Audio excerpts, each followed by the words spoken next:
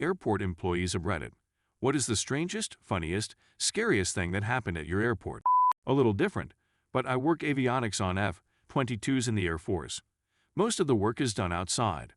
One day on mid-shift, we get told to go inside, turn off the lights, and not look outside. Not knowing what the hell was going on, we obviously complied. Once everyone was inside, the big stadium lights that cover the entire airfield were turned off, and all the entire airfield was dark.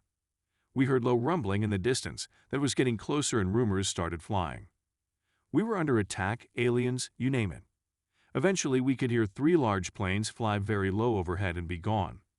After 15 more minutes, we were given the go-ahead to go back outside and back to work.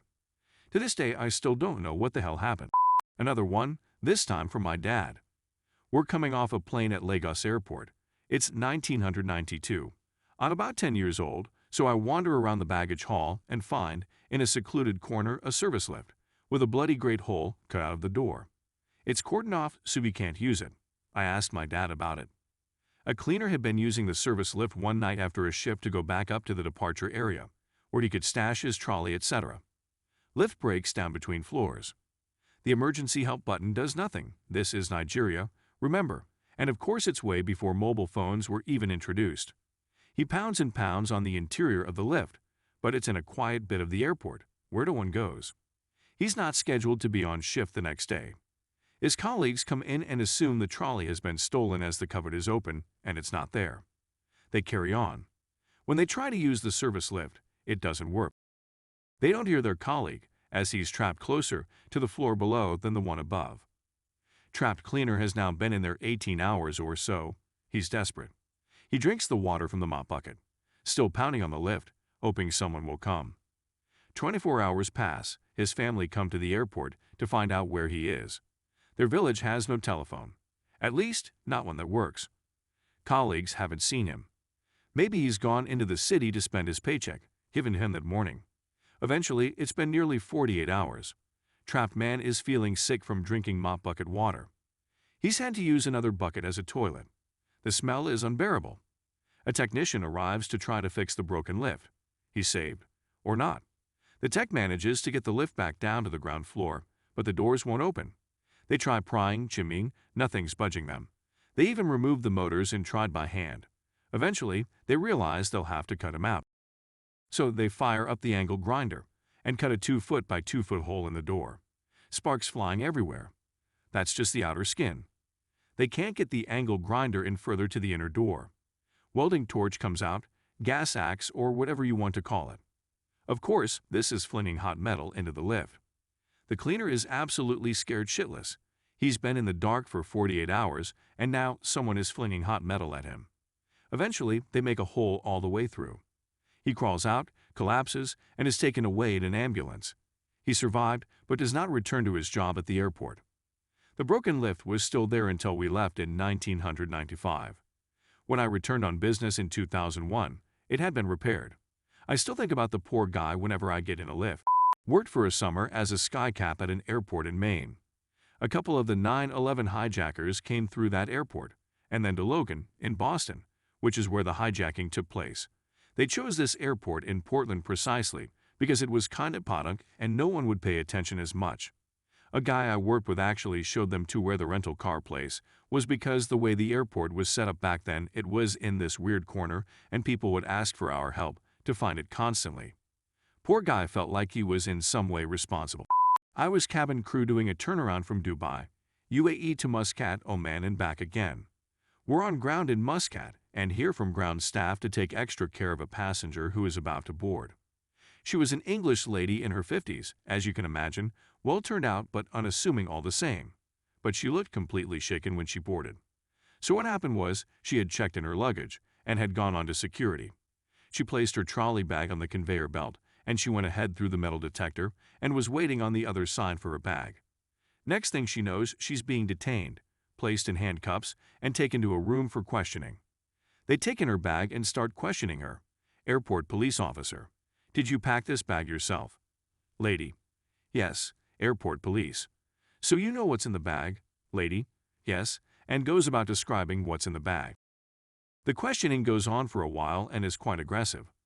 The police officer then opens up the bag and right on top of everything is this parcel filled with marijuana. She's aghast and protests her innocence, doesn't know anything about it. This poor lady is completely distraught. The gravity of it is hitting her and she's inconsolable. Drugs trafficking anywhere is a big no-no, but in Middle Eastern countries it can end up giving you the death penalty. The officers reviewed the footage of when her bag was scanned, and when she placed her bag on the belt and turned away, a man standing right behind her, in seconds undid the zips and slipped it in. She had no idea who this man was. So she was let go and free to continue traveling, but her trolley bag was confiscated as evidence. She wasn't too worried about the bag at that stage. I got her a very big brandy.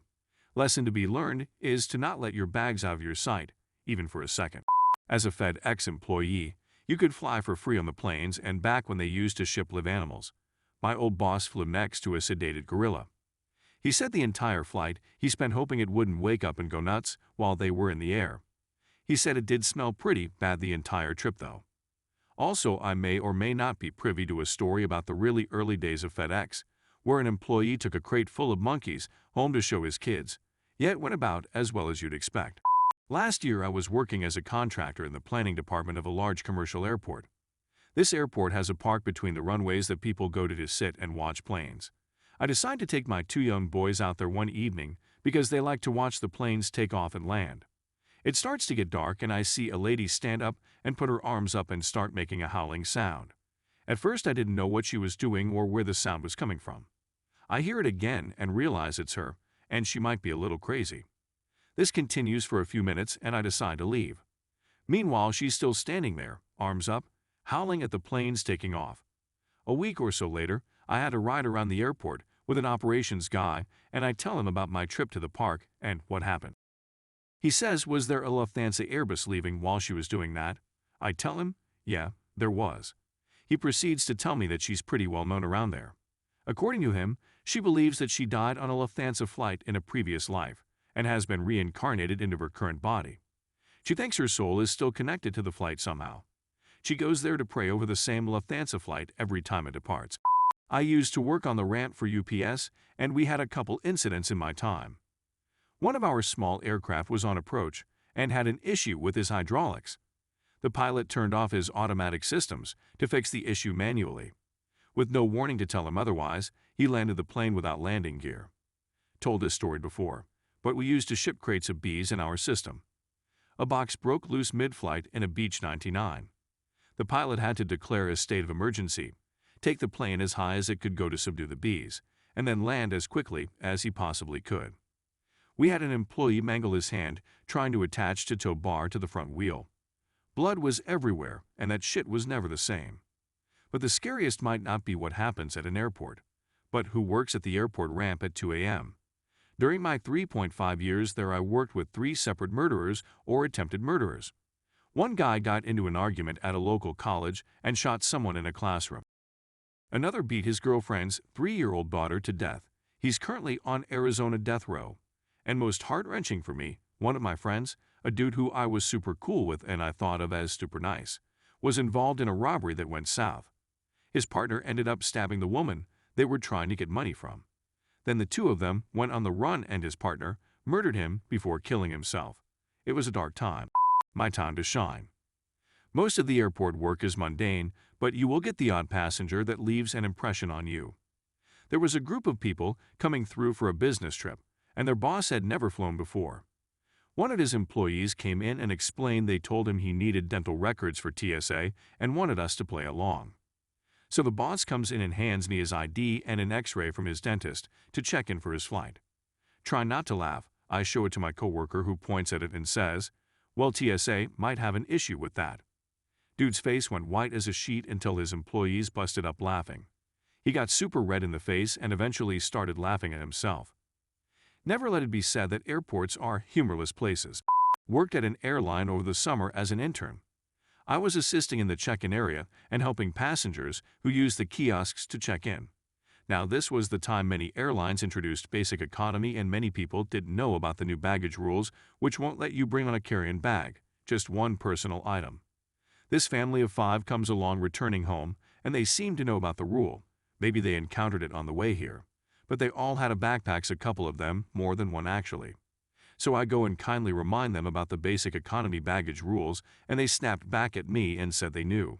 So they had about 9 bags, all relatively small bags. So in order to save money on their check bags, the father takes out a big roll of tape and just sits down in the check-in area, taping their bags together so it'll only be one. Everyone looked at them, but it worked.